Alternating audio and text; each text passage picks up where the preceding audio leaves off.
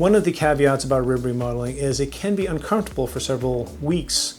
The first couple of days are not terrible because we usually do a block which can block the initial pain. However, once that wears off, every time you cough or sneeze, you will notice it. Rib fractures in general hurt. However, they do heal really, really well. So once they're healed, the pain completely goes away. For most patients, all pain and discomfort goes away at around the 3-week mark. However, you're not fully healed, so you still have to take it easy. If you do something like start playing sports or something too vigorous, you can re-break them, which is not a fun experience. It does not ruin the result, but it definitely is not fun. The most important thing though for this entire procedure is the aftercare, meaning you have to wear that waist trainer. That waist trainer needs to be worn 23 hours a day for about 8 weeks. The first 2 weeks, you really don't need to wear much of anything. I know many surgeons out there put people in waist trainers immediately. I don't believe that's necessary. In fact, I think it's very uncomfortable.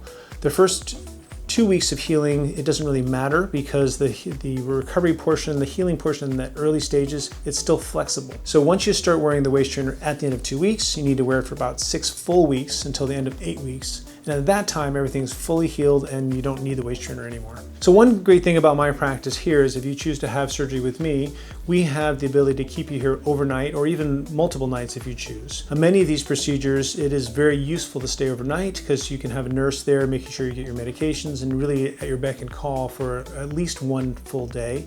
And again, if you wanted to, you can stay for multiple days.